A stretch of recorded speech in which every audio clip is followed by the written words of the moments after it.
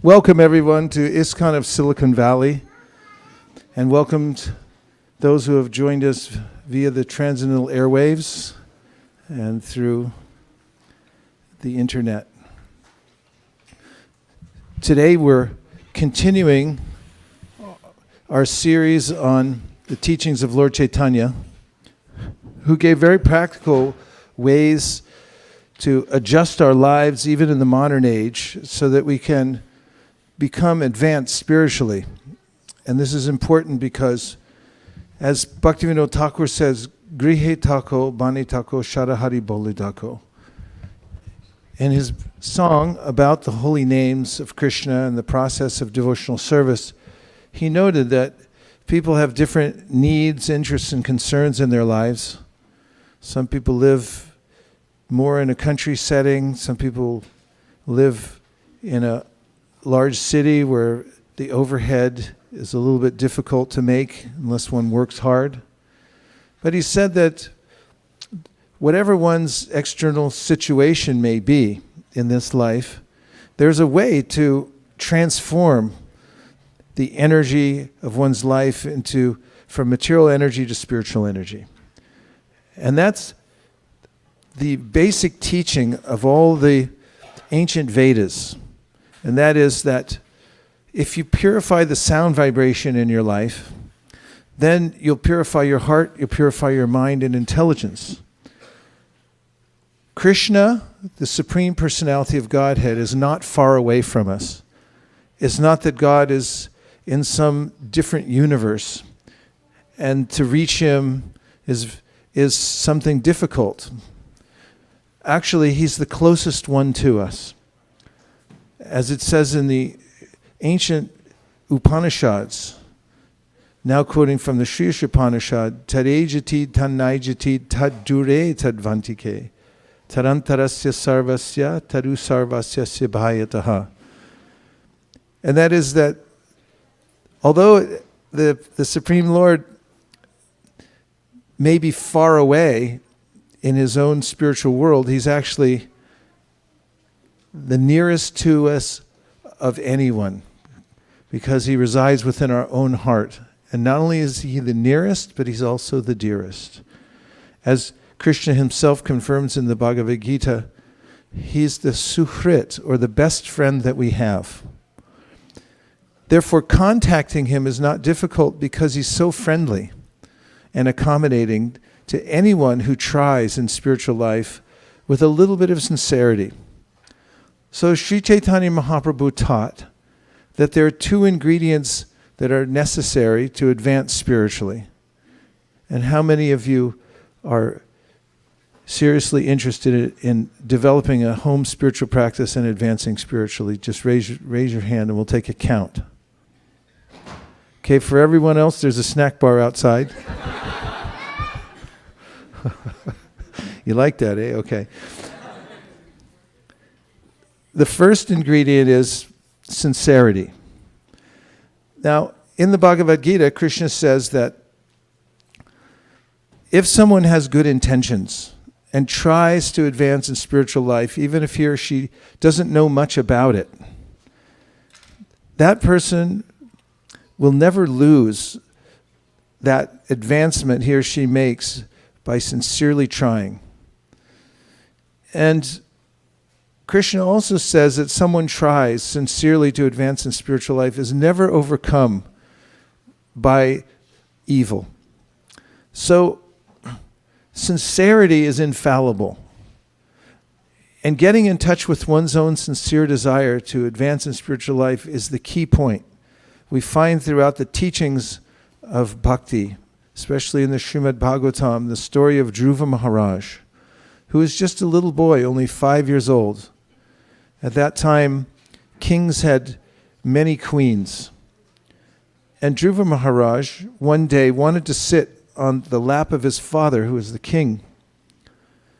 And when he went to sit there was a subtle political situation going on in the household. And that was that his mother wasn't present, but the king's favorite wife was, and that was the stepmother of Dhruva. But she had a kind of condescending attitude because she was notably the king's favorite queen. So when Dhruva tried to sit on the lap of his father, the queen said, "No, you can't do that. Only my son can sit there." And what really burned the heart of Dhruva Maharaj was that the king also went along with the queen and didn't allow him to sit on his lap, because he felt that if he didn't, he might come out of favor with that queen, who was Dhruva's stepmother. Therefore, he didn't accommodate Dhruva. Now, Dhruva comes from a caste of Kshatriyas. He has Kshatriya blood, and that means he can get angry. And he did. That's why the Bhagavatam describes how he was crying hot tears when he ran to his own mother in another part of the palace. Now, the stepmother told him that you can take another birth, then from my womb, then you can sit on the lap of the king. That's how condescending she was toward this little boy.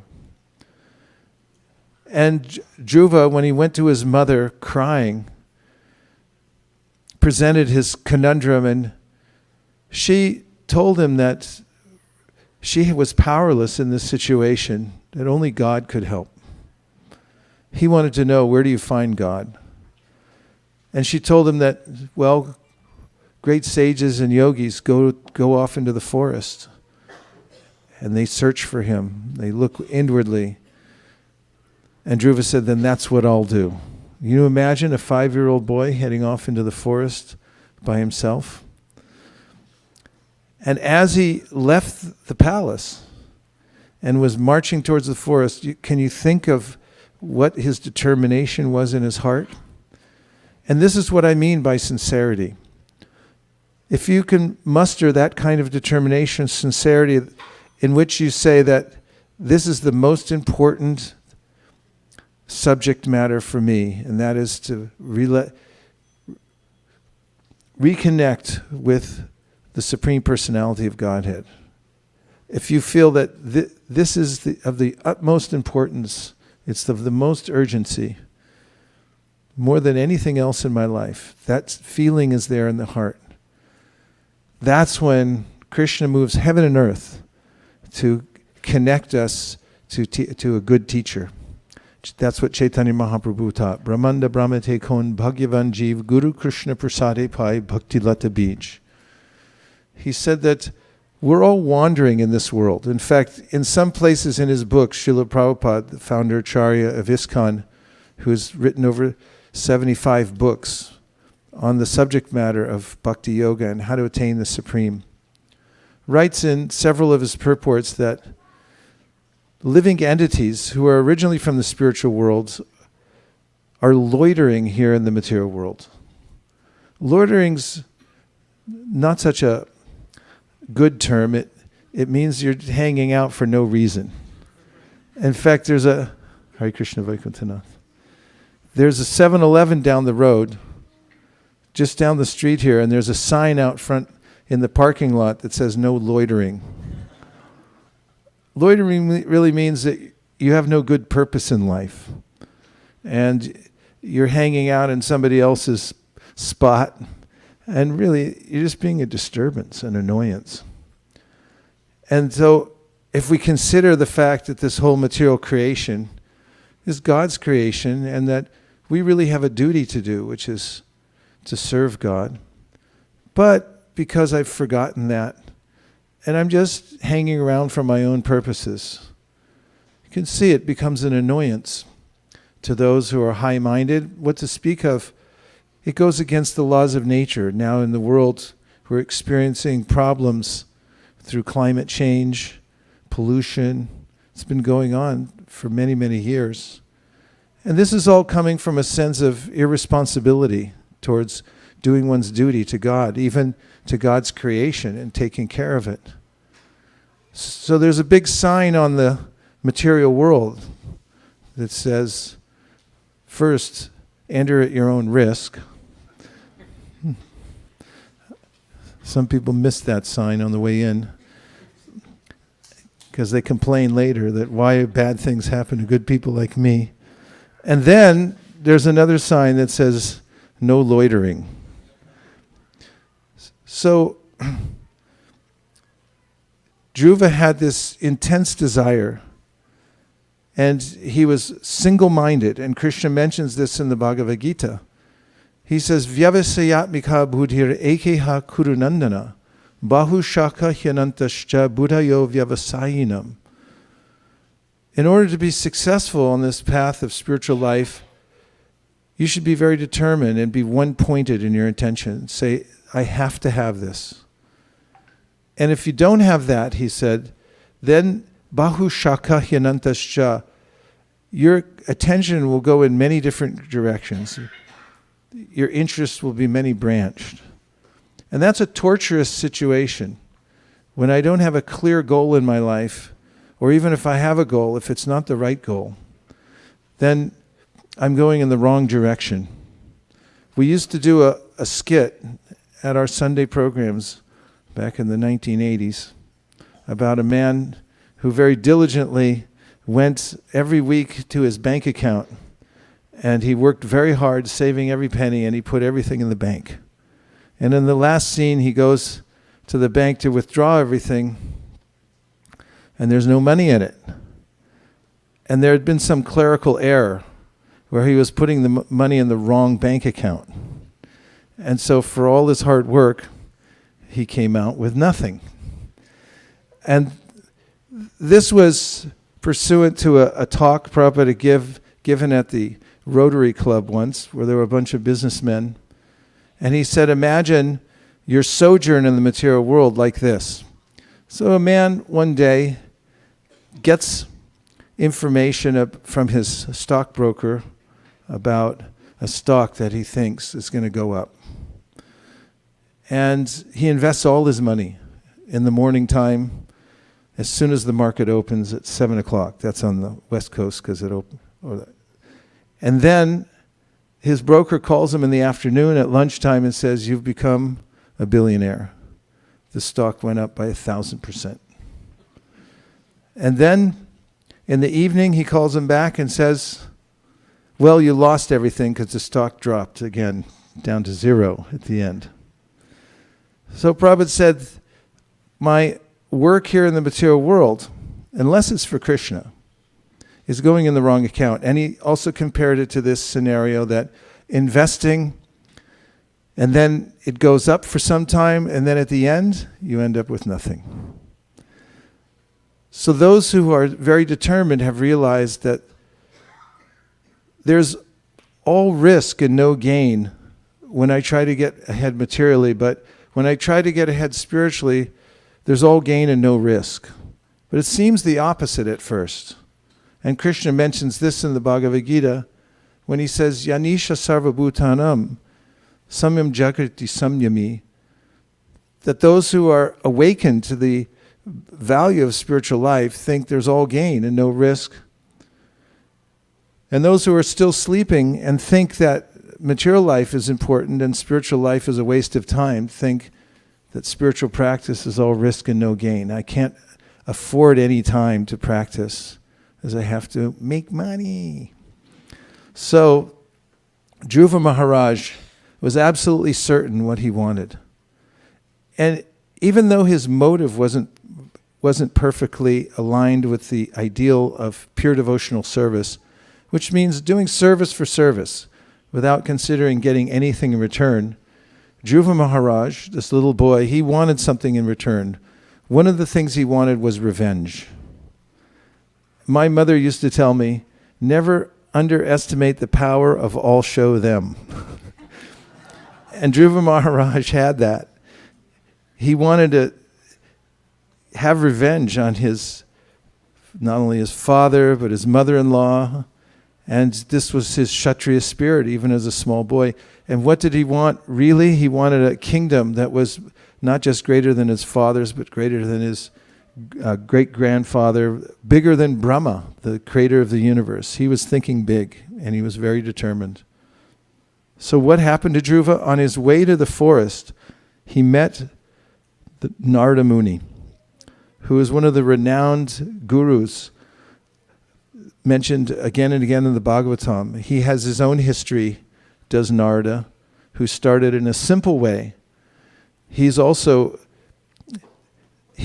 also teaches us the lesson of spiritual life, which is that if you get good association from whatever position you start from, you can be successful. Because he started from the lowest position in his social culture that he could. He was raised by a mother, no father. She wasn't even sure who the father was. And it just so happened that some sadhus came and stayed at the house of Narada when he was just a little boy. And Narada served, they were practicing the Chaturmasya, and during that time they were hearing and chanting all day, reading Bhagavatam. And Prahlad, Narada, got a chance to serve them. And once, by their permission, he also took the remnants of their food. So he was starting to develop an affection for them. And he really he was carried away by the vibration that they were making. And later on, after they left, his mother died. It was a chance accident that happened when she went out to milk a cow and she was bitten by a snake and she died. But by that time, Dhruva Maharaj by that time, Narada Muni already had the impetus for spiritual life. And he also, as a little boy, went off by himself. Now, I'm not advocating that all you kids at 5 years old take off into Silicon Valley. And we can't imitate, but we can imbibe the same kind of mood and determination that Narada had, who became successful in his own way, and Dhruva Maharaj, who became successful, and it was because of their sincerity. Neither of them knew who God was. Neither of them knew the process exactly of how to reach him. Neither of them started with any kind of facility. All they were armed with was their sincerity and determination. And this is the first ingredient that Chaitanya Mahaprabhu mentions. Dhruva met Narada, and Narada actually taught Dhruva the process of bhakti yoga, especially chanting a mantra. He gave him, at that time, the mantra Om Namo Bhagavate Vasudevaya, and he taught him a few principles of Ashtanga yoga to help control the senses, because the senses are compared to wild horses. They want to run in all different directions at the same time. And if one lives a lifestyle in which one can calm down the senses long enough to have a few periods where one can chant the name of God clearly and from the heart, one can actually transform one's life very quickly. Dhruva Maharaj took only 6 months before he was able to see the Lord face to face because of his strong determination and by meeting his spiritual master. And I want to say something about why he met Narada Muni. Dhruva Maharaj was in the wilderness by the time he met Narada. It says in the text of the Srimad Bhagavatam that Dhruva Maharaj met Narada because Narada intercepted him before he got to the forest, and the reason he did was he overheard the conversation between Dhruva and his mother. Now, the commentators on Bhagavatam mention that this is curious because he wasn't there. It's not mentioned that he was in the palace at the time they had the conversation. So how is it that he overheard the conversation? And Vishwanath Chakravarti Thakur gives the answer. He says, Krishna is within everyone's heart. And we know this from the Bhagavad Gita because Krishna says it in several places.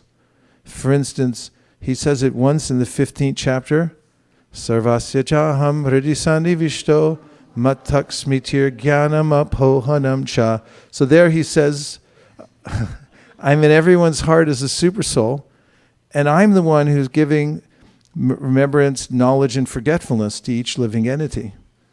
And Prabhupada mentions in the Srimad Bhagavatam that even a common, ordinary person can realize this for him or herself by being a little introspective.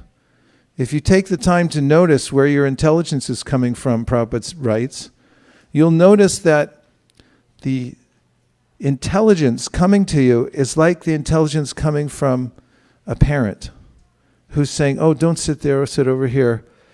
Please be careful. Don't touch that. You're going to burn yourself. You know the voice of the parent, always protecting the child, giving good advice. In a similar way, you may notice that throughout the day, you're getting instruction that's coming from a higher authority. That's coming from Krishna, who's within the heart. He also says, Ishvara sarvabhutanam hridaya shara janatistiti pramayan sarvabhutani yantra rudrani mahayaya. Again, he certifies in the 18th chapter that I'm traveling with every living being in the heart. And the living entity is wandering here and there, but Krishna stays with us. He's always there within the heart. So what does this have to do with Dhruva Maharaj? Krishna is a super soul within the heart, informed Narada, because he's not just in Dhruva Maharaj's heart, he's also in Narada's heart and everyone else's heart. And he's omniscient. And so when Krishna senses our sincerity and our determination, he informs that teacher who can help us. And he causes the teacher and the student to intersect. That's why Chaitanya Mahaprabhu said, Ramanda Brahmate Kon Bhagyavan Jeev. When one becomes very fortunate, there's a desire within the heart, and then one meets, by the arrangement of Krishna, one meets a guru, and by the arrangement of the guru, one meets Krishna. Guru means one who teaches what Krishna teaches, but on a local level. Krishna teaches on a universal level. It's available to everybody. It's an open secret, Krishna says in the Bhagavad Gita. Raja Vidya Raja Guyam. He said, this is secret knowledge, but why is it in a book then? Because it's an open secret. And then the guru is someone who teaches exactly what Krishna taught, but speaks it in a language that we can understand locally. It's compared to looking in a telescope. It's got a big end and a small end. I go to the big telescope up on that hill, and I say, I want to look in the big end. And the ranger there says, no, look in the small end, you'll see everything. So the guru becomes the local representative of Krishna, and by the help of a guru, then one can see everything. So that's why Dhruva met Narada, because Krishna is within the heart and detected his sincerity, and he made the arrangement for them to meet. Narada instructed Dhruva Maharaj, and Dhruva Maharaj became so successful that he's eternally famous now. And this is the cause, actually, of greatness, is fostering that kind of sincerity within the heart and taking a determined effort, making a determined effort to concentrate one's mind and energy on reaching Krishna. Of course, one could work hard to become successful in any number of disciplines in this world. And there are many, many good causes, correct? But there's only one great cause, according to the Srimad Bhagavatam. That great cause is saving yourself from the cycle of repeated birth and death. The great cause is becoming high-minded and developing the kind of qualities that Krishna mentions in the 16th chapter of the Bhagavad Gita when he describes the divine nature. Those who have developed truthfulness, determination, purification of the senses. This is what makes one great. So Chaitanya Mahaprabhu advocated that everyone should try their level best from whatever situation he or she is in right now. And he approved of a verse from the Srimad Bhagavatam that was spoken by Lord Brahma and re-spoken again by Ramananda Roy. Chaitanya Mahaprabhu had a lengthy conversation with Ramananda Roy that you can read about in the Sri Chaitanya Charitamrita. It's an important conversation because the Bhagavad Gita, of course, is the immortal nectar coming from the lips of Lord Krishna And it's even more elaborated upon in the section of the Chaitanya Charitamrita called the Ramananda Samvad, where Ramananda Roy then speaks back, as being Arjuna in his last life, and now in this life he's saying back what he's heard and realized from Krishna previously. And in that conversation, Chaitanya Mahaprabhu quizzes Ramananda Roy, and he says, what is the most effective means to reach the Supreme Personality of Godhead? And Ramananda Roy begins to speak about various processes that are mentioned, for instance, in the Bhagavad Gita. First of all, he talks about karma mishra bhakti, or working in the material world and giving some of the fruit of one's work to Krishna. And Chaitanya Mahaprabhu said this is superficial. And then he recommended what Krishna says in Bhagavad Gita, Sarva dharman parityaja mamekam sharanam vraja. Give up the varnashram and all forms of religion, just surrender to me. Chaitanya Mahaprabhu said, if you know more, please keep speaking. And then Ramananda Roy said, Stane stita shutigatan tanavan manobir. He said, everyone should stay in their position, whatever the position they're in now, and dedicate him or herself to bhakti yoga through the process of hearing, chanting, and remembering Krishna. And Chaitanya Mahaprabhu said, yes, this is essential. He accepted that verse. So stane stita means that whatever situation we're in now, we can't artificially move out of it and be successful. That's not what spiritual life is about. First of all, purify the sound vibration. This is the second teaching of Chaitanya Mahaprabhu. First of all, be sincere. And second of all, embrace an authorized system of spiritual practice.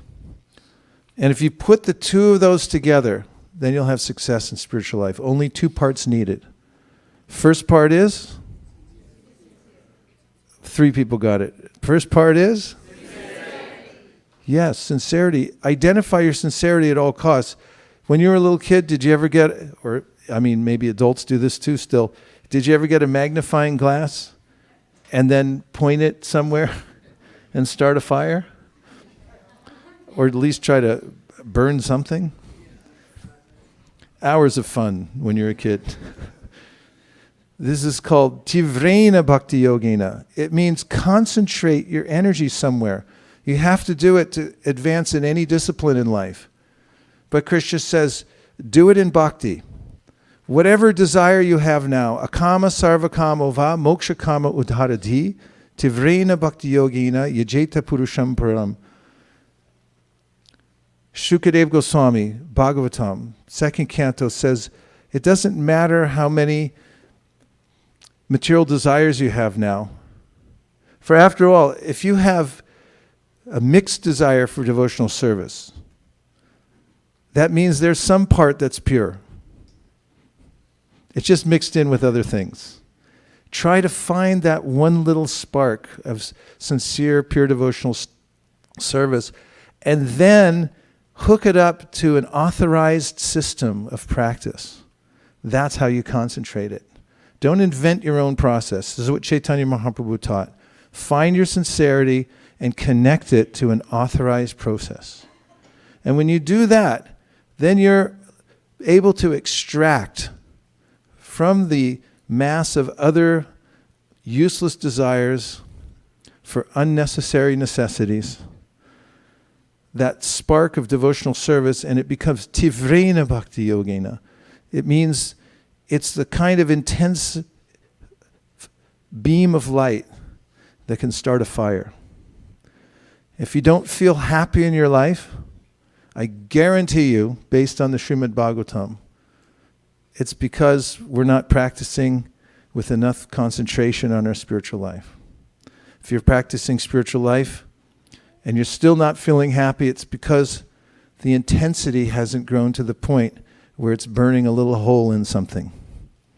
You got to at least burn something with your desire. It has to be that hot and focused in order to experience some happiness in your life.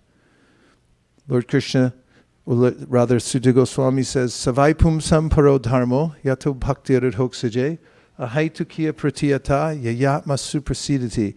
That the heart can be happy. Suprasidati, that word comes from the word prasad, mercy. Suprasidati, the heart becomes happy or filled up with feeling of satisfaction for mercy of the Lord when your service becomes focused. It's unmotivated and uninterrupted. So the first one depends on our own introspection, that is, finding our own sincerity. So it's recommended by Chaitanya Mahaprabhu that we spend a little time looking for that sincerity. It's in there somewhere. And if you can glimpse it, then you've got real value in your life. Then hook it up to that process of practicing devotional service that's authorized by the great souls, the great acharyas who have taught it over many years. Then we'll call progress. So one of the ways of hooking up to the process is through improving the sound vibration in our life. And this is eternally true. Everything in our life, the quality of our life, is dependent on the quality of the sound vibration that we're subjecting ourselves to. And if you don't like what you're being subjected to in your life, then change the subject. Because that's our prerogative. We can decide at any time to change the kind of vibration that we're allowing in, especially through our own two ears. These are tiny little holes, but inside is as big as the sky, and everything that you put in there or allow in there ends up in the sky of your heart. And there are long-term consequences for every vibration that goes in. That's why bhakti yogis, headed by Prahlad Maharaj, who recommended the system of yoga to his father, who wasn't exactly asking for it. You know Prahlad Maharaj's father, right? He wasn't actually interested in bhakti yoga, but Prahlad didn't care because that was his main purpose in life. And when his father saw his little son, another 5-year-old, and asked him, what did you learn in school today? What's the best thing you ever learned in school, and what do you appreciate the most? Prahlad said, Shravanam, Kirtanam, Vishnu Smaranam, Pada Sevanam, Archanam, Vandanam, Dasyam, Sakyam, Atmanivedanam, Iti Pumsarti, Pita Vishnu, Bhaktis Chennavalakshana, Kriyeta Bhagavatyada, Tanmanye Ditam Uttamam. That this focus on hearing, chanting, and remembering Krishna, this is the process that is the boon for human life. And his father became so angry. He became angry at the teachers, said, what are you teaching him? And they said, we didn't teach him anything like that. he must be getting it from somewhere else. And the Hiranyakashipu said, then you better be more careful. Somebody must be coming in. Some sadhu must be sneaking in and teaching this. Little did he know, but Prahlad learned it in the womb. That's how powerful the sound vibration is, even as the child's in the womb who hears Srimad Bhagavatam. The change of heart will take place. And so Prahlad gave this system, start with hearing, transcendental sound vibration. And Chaitanya Mahaprabhu said the most powerful of all spiritual sound vibrations, first of all, is in the Hare Krishna mantra. If you chant the Hare Krishna Maha Mantra, then all other spiritual paraphernalia that you need to advance on your path will become manifest in your life. And oftentimes, wherever I go, people tell me that it's really hard to chant. Have you ever heard that before? Yeah, it's difficult. And the reason is because the mind is very strong. And when I decide I'm going to chant, then my mind says, let's do something else. And what else would the mind like to do? And the answer is anything else but chant. Because the mind has a kind of disease, and the disease is called avidya. fact, years ago, when I used to distribute books at the San Francisco airport, when they offered me full facility there for about 13 years to work behind a booth where we stocked our books and just offered them to the traveling public, that was before 9/11 changed everything. And a lot of civil liberties were reduced unnecessarily, I might add. I used to tell people that we were collecting donations for these books, and we were also trying to stamp out one of the dreaded diseases in the world. And they say, what is that? And I said, avidya, ignorance. And they go, oh, yeah. So Rupa Goswami says, everyone has a tinge of this, or more than a tinge. And so when we start to chant, this disease of avidya is very much like jaundice. Jaundice causes a condition in which, when I take the curative for jaundice, which is sugar cane juice, which is the sweetest thing that you can get. Well, it's not the sweetest thing, but it's the most nectarian sweet thing that you can get. I've taken my fair share, and when I lived in India, when you have jaundice, it tastes bitter and horrible.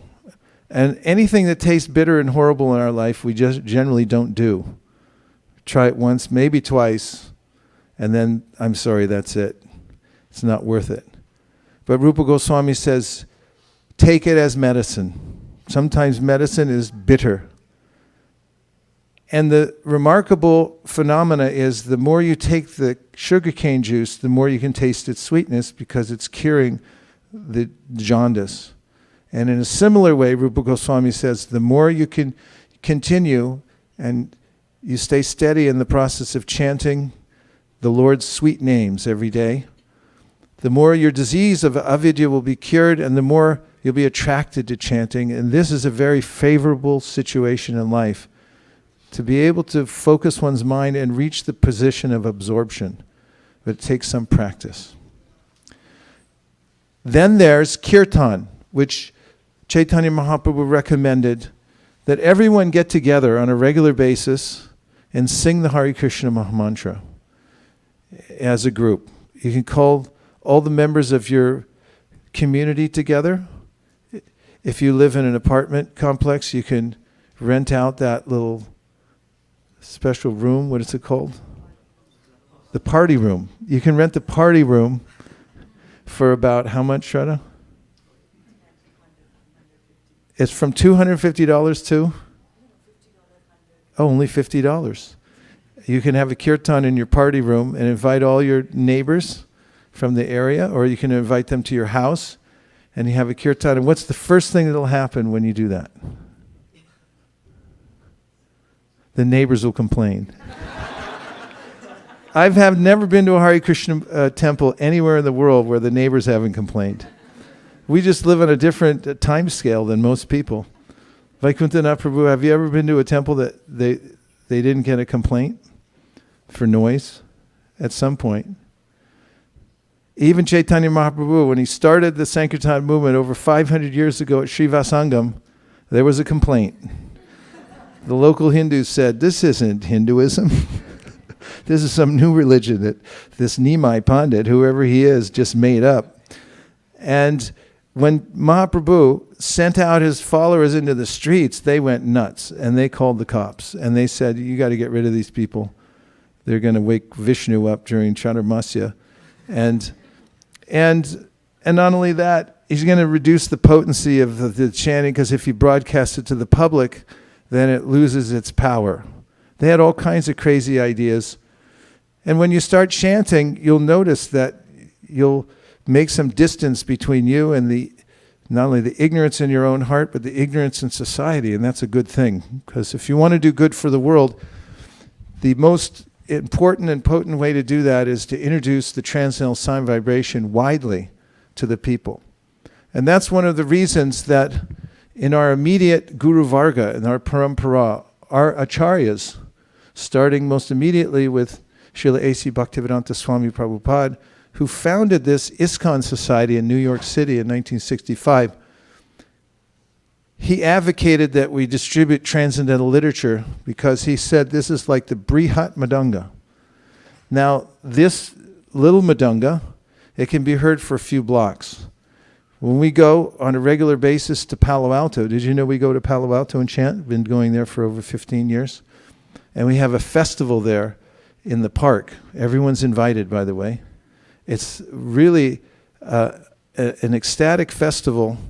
And when people see the lights and they see the booths that we have out there and they hear the chanting, they stop and their mouths hang open and they're wondering, what is this sound? This is called the Madanga, and you can hear it for a few blocks.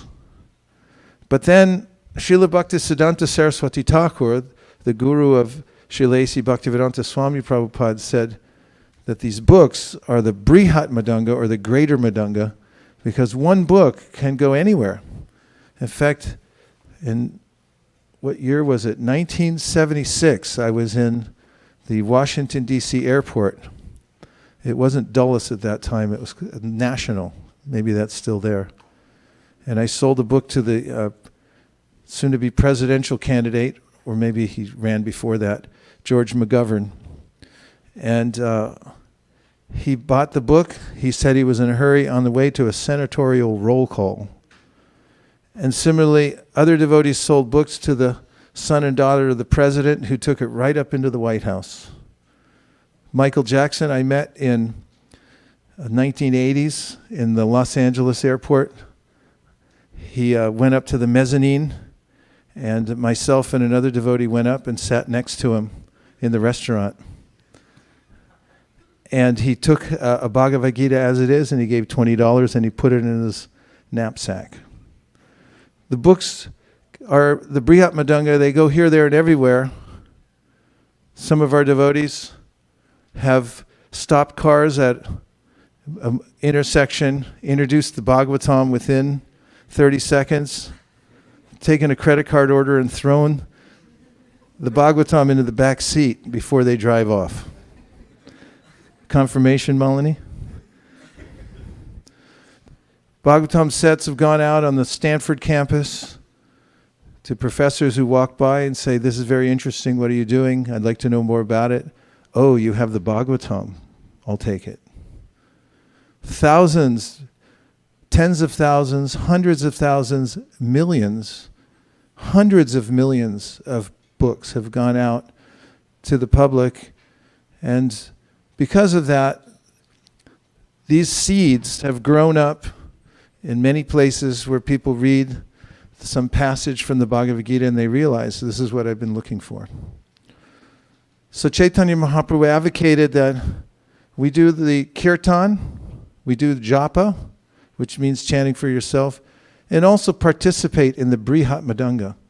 That is, try to do something for the world to affect change in the realm of environmental improvement, to check climate change.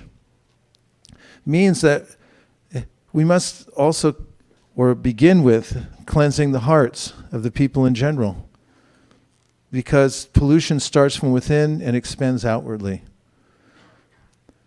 These are the basic tenets of Chaitanya Mahaprabhu's teachings.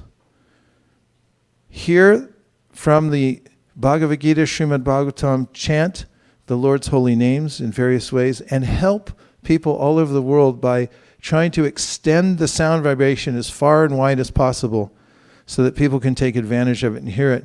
That's called para upakar.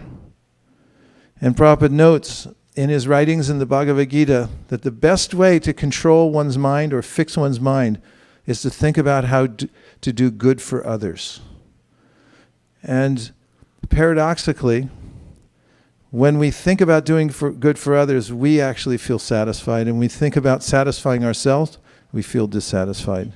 This was the proclamation of Prahlad Maharaj, who said, the moment one thinks about one's own satisfaction, that's the moment you start feeling dissatisfaction. So these are a few of the tenets of the teachings of Chaitanya Mahaprabhu, which the International Society for Krishna Consciousness is intent on making available to people all over the world. And now we'll take a few questions or reflections from any of the monologue that we've made so far. And then we'll try some kirtan.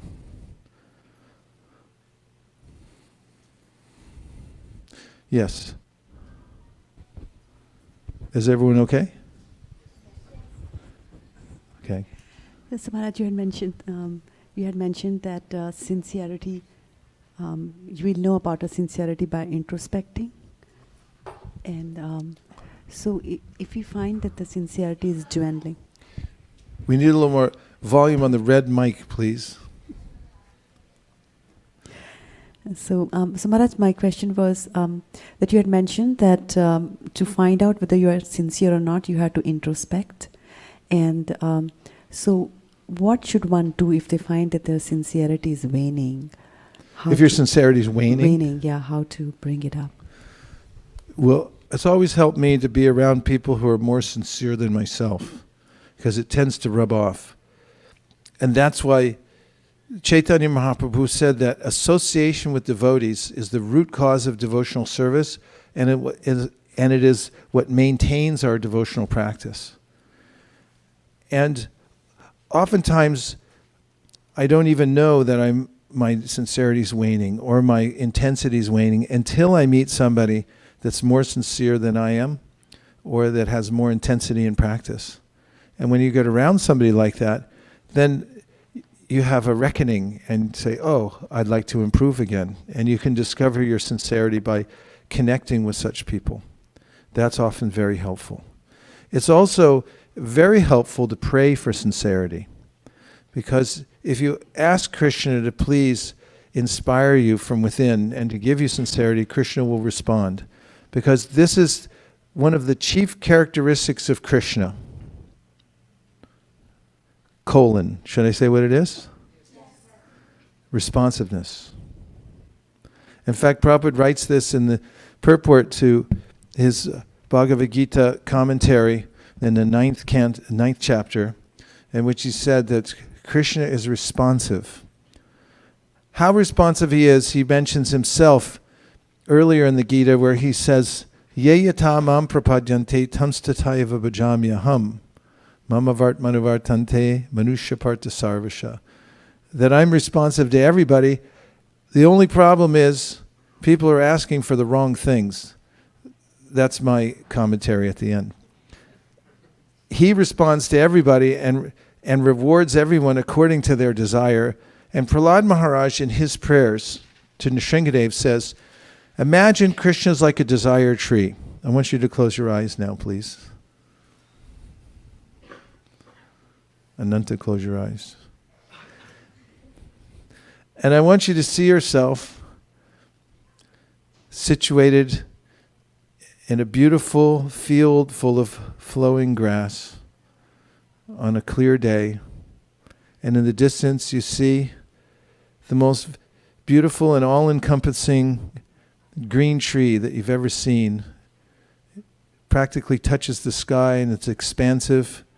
And accommodating underneath is a very soft area where you can sit down comfortably. And you approach the tree and you sit down. You've been given a map to reach this tree, which is a kalpavriksha tree. It's a spiritual tree that fulfills all desires. It will fulfill any desire that you have. And all you have to do is pronounce it and say, this is my desire.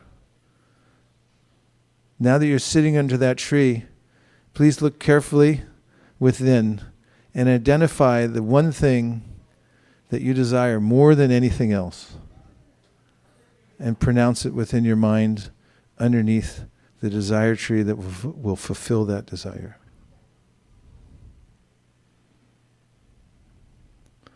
What do you want?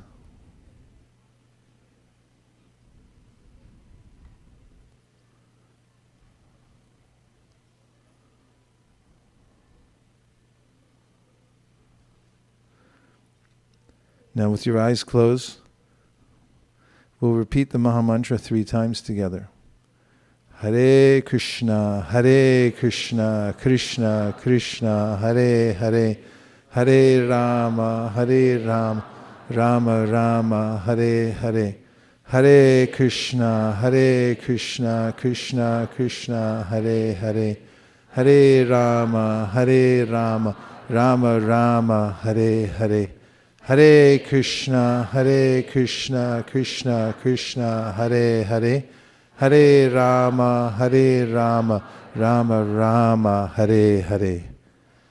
Now take a moment to realize that Krishna is within your heart. He always has been. And He's fulfilling every one of your desires in the most amazing ways. And in our relationship with Him, He's responsive. And whatever we develop as our main desire in life, He will recognize immediately and begin to transform our lives in unseen ways to bring about and fulfill that desire. Now please open your eyes. In the Gita, Krishna says, Ye yata mam prapadyante tamstataiva bhajamyaham. And Prahlad Maharaj says, Krishna is that desire tree who fulfills everyone's desire. He doesn't consider who's lower or higher. And He doesn't judge your desire either. He simply fulfills it. So as a human being, we have the responsibility, as human beings, we have the responsibility to refine our desire and project it and ask Krishna, please fulfill this desire for devotional service.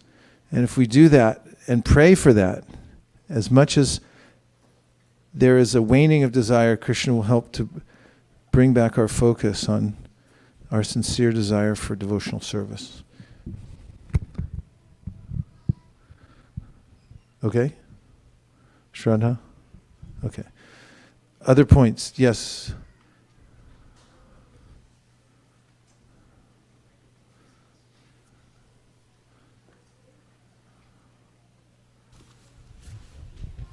Hare Krishna. Hare Krishna. So I like your point about the Prahlad Maharaj's interaction with his father, and when he was asking the question. So it's very interesting to know that how did you get this knowledge? And it is exactly in this current modern age, practically nobody is giving spiritual knowledge. So it is some of the spiritual organizations like ISKCON is really stepping forward. But from your perspective, this is also an outdoor, endeavor to reach out. So indoor endeavor to really make sure that this is the de facto plan. People from the leadership, from the government, from the teachers community, how do really they adopt the values of the spiritualism, the value of the spirituality, so that they imbibe and implement it. That's important. So what is your thoughts? How do we? One person at a time, because ultimately any movement that increases around the world, first of all, it has to have some kind of value that people can appreciate. And second of all, it happens one person at a time. Although we think of big movements as expanding automatically at some point, it doesn't happen automatically. It happens because there's a personal interaction between one person who's offering something and the person who's interested in accepting it or comes to accept it at some point. And the Krishna conscious movement not only started in this way with Srila Prabhupada going to New York City by himself and introducing the chanting of Hare Krishna. He had to wait at least a year before some fledgling practitioners came forward, and then he had to nurture them individually, practically like a mother bird feeds the baby birds in the nest, putting it right in their mouth. In fact, that's literally true. When Prabhupada started his first program at a loft he had rented in the Bowery, he cooked for it, and then he brought the pots of prasadam, and he took it around personally and served it out. Mukunda Maharaj writes about this in his book, Miracle on 2nd Avenue. He was there. And he says Prabhupada came around with these pots of prasadam. He had personally cooked it, and he served it out to the guests. And his mantra as he walked around to everyone was, take, take. And so when you meet somebody who tells you, take, take, and you go like, take what? What is it? And then you realize that person left an indelible mark in your heart. You never forget that. And the many devotees who go out to meet people door to door, they leave an impression that grows. And it may take some time to grow. It's just like growing crops. You have to plant a seed and let it grow. So Prabhupada had many programs to introduce Krishna consciousness to the intelligentsia of society, including the Bhaktivedanta Library Party. He wanted his books to go out to universities all over the world, and he started a party with a few people in it, and it grew, and then there were devotees crisscrossing the world, meeting the topmost professors at universities and introducing them to these literatures like Srimad Bhagavatam and Bhagavad Gita, and taking their orders. What back then was called a standing order, because he hadn't finished the Bhagavatam yet.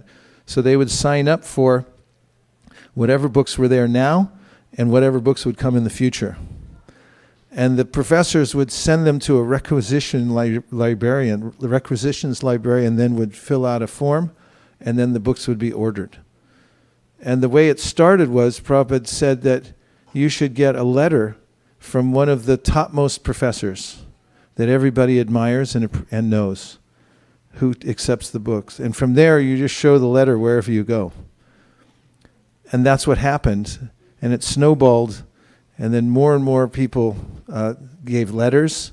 And it became easier and easier to present the books all over the world.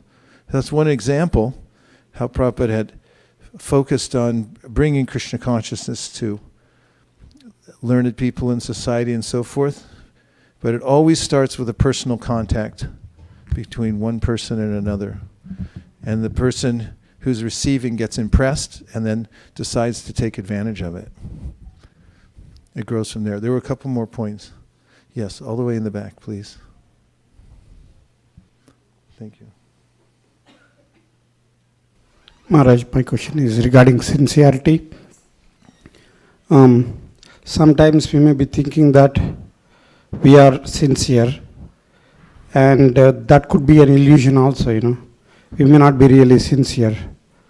So how do you differentiate between real sincerity and you come to a conclusion that, you are really progressing in spiritual life, and differentiate between, insincere sincerity?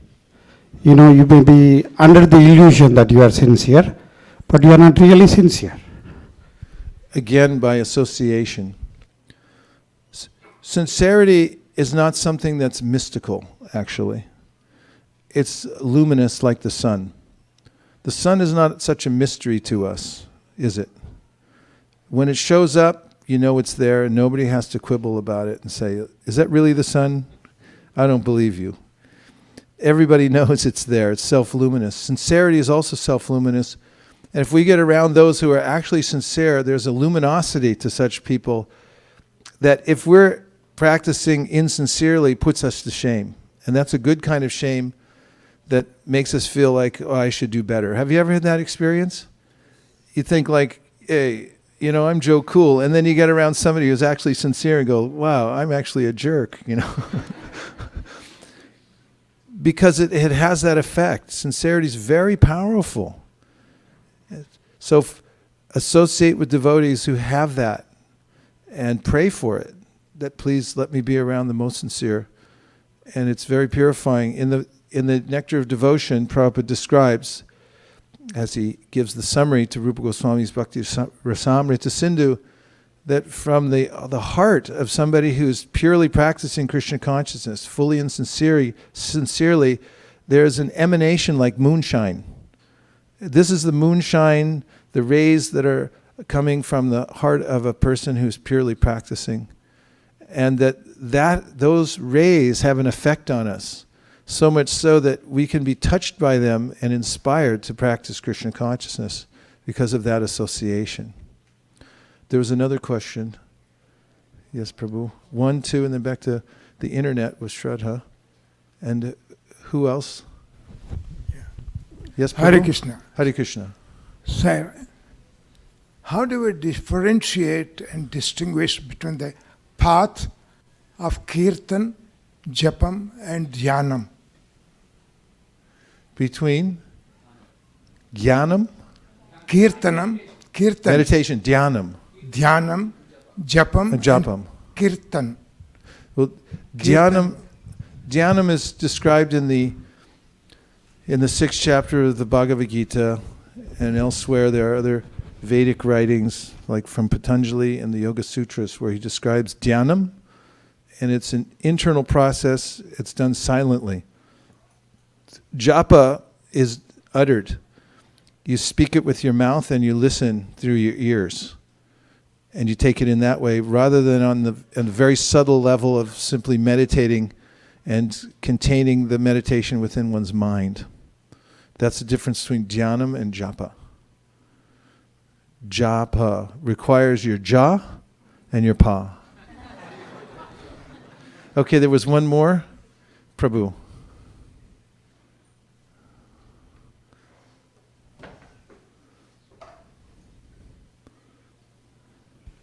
Hare Krishna Maharaj, I was inspired by the statement you made that the quality of our life is determined by the quality of the sound vibration that we are taking in. Yes.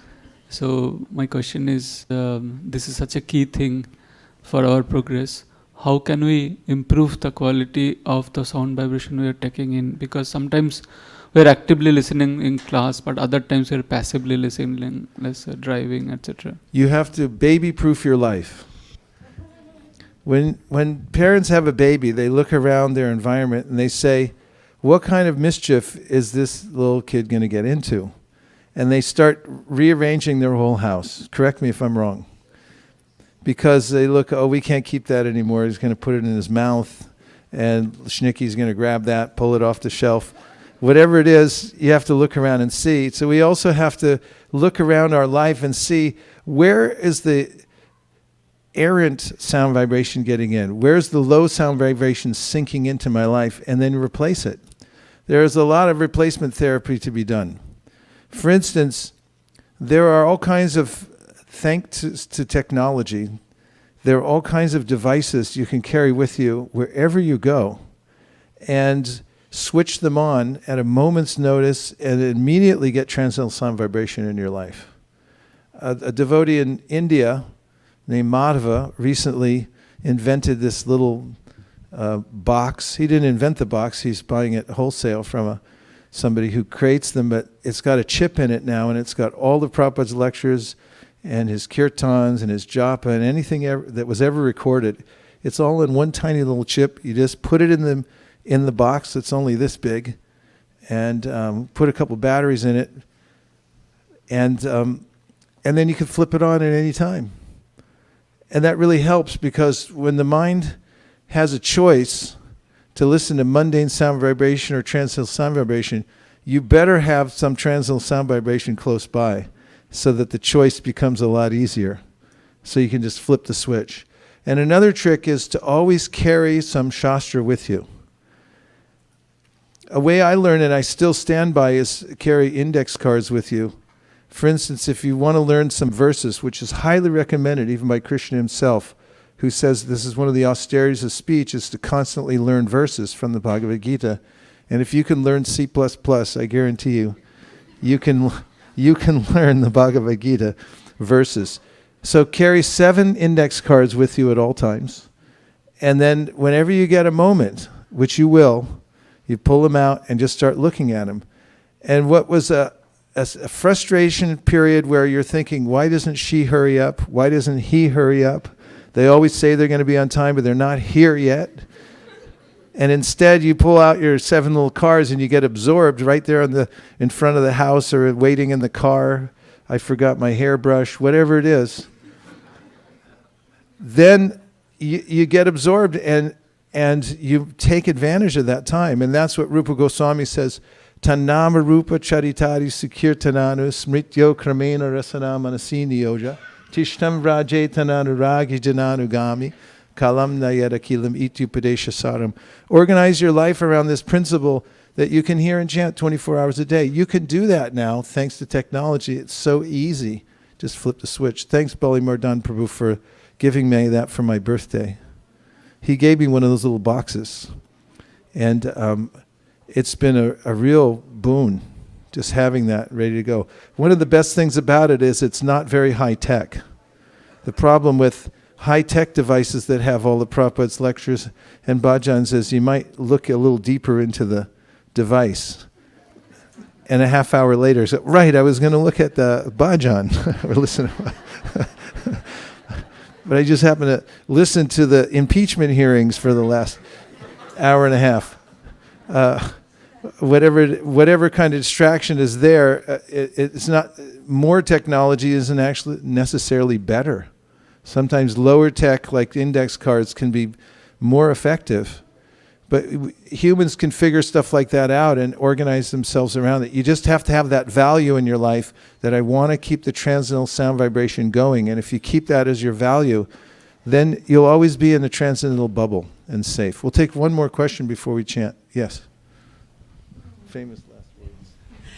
So before I pick up the question from the internet, I also wanted to let you know that while you were traveling, Bali Mardan Prabhu brought those boxes and distributed them here at the temple together with the teachings of Lord Chaitanya. So that was the bundle he had. Bali, you're too much. You know that? He knows what para upakar is. Thank you. So this is from Dinanath Nitai Das. Hare Krishna Guru Maharaj, you were mentioning that if we keep trying to focus on the sound vibration, gradually our concentration will improve. I was reading Bhagavatam today and I found this verse, 10.87.33. The mind is like an impetuous horse, and even persons who have regulated their senses and breath cannot control. Those in this world who are trying to tame the uncontrolled mind, but who abandon the feet of their spiritual master, encounter hundreds of obstacles in the cultivation of various distressful practices. O unborn Lord, they are like merchants on a boat in the ocean who have failed to employ a helmsman. Does it mean that if we keep practicing our sadhana, but we fail to develop the internal mood of surrender to the spiritual master, we won't be able to progress? This seems like a very important ingredient to increasing our concentration also. Yes, that's an important ingredient, one that Krishna recommends. He gives 3 ingredients in the Bhagavad Gita. He says, Tadvidi pranipatena pariprashnena sevaya upadakshantite jnanam jnaninas tattvadarshina. And if you'd like to make a little bracelet for yourself for the holidays, you can put these 3 jewels of recommendation that Krishna gives in the Bhagavad Gita and wear it as a bracelet. That sound good? Okay, so the first one is pranipatena, which means to be, which means to approach a person of knowledge with a submissive attitude. Pranipat means to submit yourself. Find that person, that place where you feel comfortable that this person won't cheat me, this person has cultivated knowledge, I can actually submit myself here. It's necessary in any discipline, and in spiritual life, it's absolutely true. Pariprashnena means ask important questions. Ask, why am I suffering? How do I get out of this? How do I improve my sadhana? And listen carefully to the answers. And then, sevaya, render service. And if you do these 3 things, rendering service to those who have knowledge, approaching with a submissive attitude, and asking the right questions, you can also advance spiritually very quickly. Thank you very much. Now we're going to try Kirtan, but before we do, I'd like everyone to take 3 minutes. That means until the big hand comes to the 3. And to meet somebody here that you haven't met before, and just introduce yourself and tell them why you came here. Okay, so you only got 3 minutes. So pick out, if I see you talking to one of your friends, you're really going to get it. Okay, and your mark is set, go.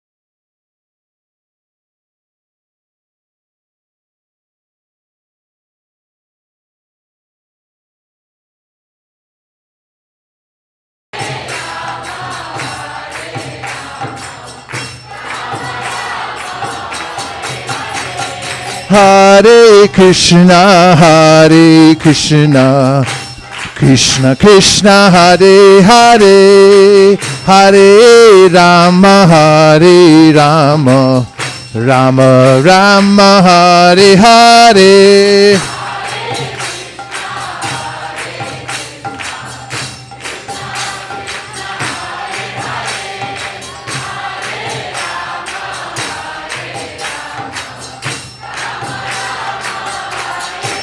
Hare Krishna, Hare Krishna, Krishna Krishna, Hare Hare, Hare Rama, Hare Rama, Rama Rama, Hare Hare.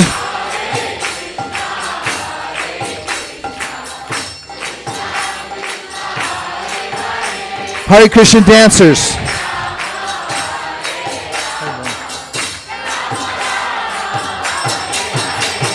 Hare Krishna, Hare Krishna, Krishna Krishna, Hare Hare, Hare Rama, Hare Rama, Rama Rama, Hare Hare.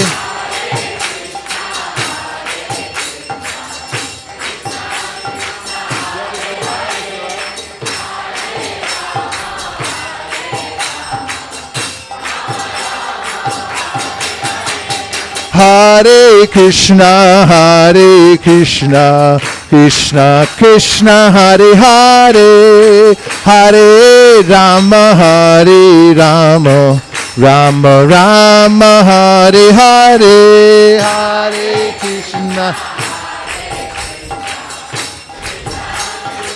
Gaura Premanande, Haribo, Haribo.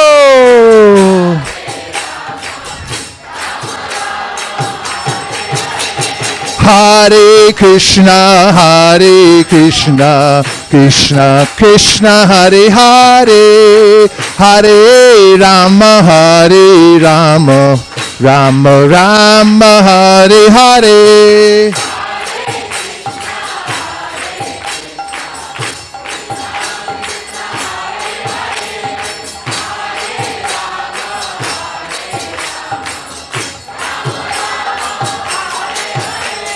Hare Krishna, Hare Krishna, Krishna Krishna, Hare Hare, Hare Rama, Hare Rama, Rama Rama, Hare Hare.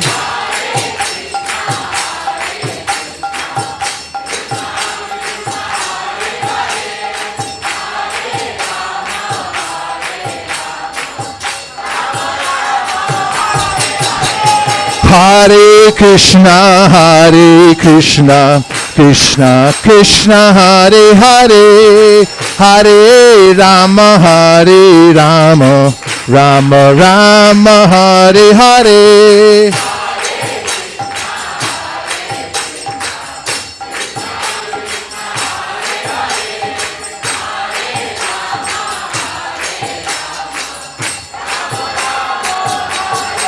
Hare Krishna, Hare Krishna, Krishna Krishna, Hare Hare, Hare Rama, Hare Rama, Rama Rama, Hare Hare.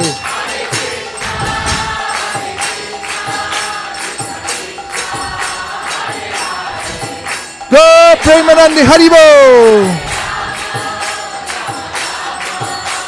Nitai Gaur Haribo, Haribol, Haribo, Nitai Gaur Haribo.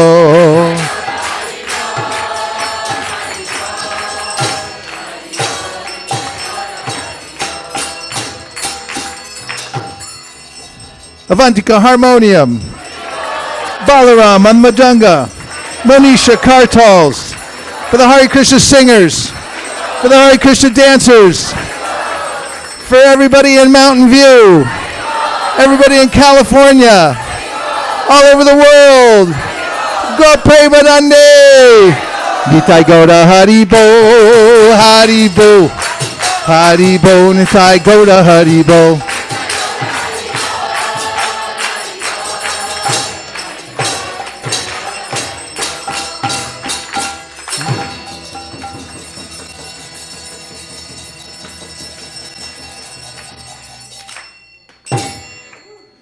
Hare Krishna. So, to the United Citizens of the Transcendental Airwaves, those of you who have dedicated lives, both here on the ground and everyone who's tuned in from the internet, we thank you very much for joining for this session. And we're now going to have a Artik ceremony. So we're going to move any obstruction to dancing out of the way. Encourage everybody to try dancing because it's one of the ways in which one can open one's heart to the Supreme Personality of Godhead. Feel free to let go of all your inhibitions and dance for the Lord. It's not a ballroom dance, it's a dance to please Krishna. And when you do that, you'll feel very happy. It's a visceral experience. So move that, and remember to always keep the transcendental vibration going and to stay absorbed in selfless service. These are the keys to happiness in life. Thank you very much. Hare Krishna.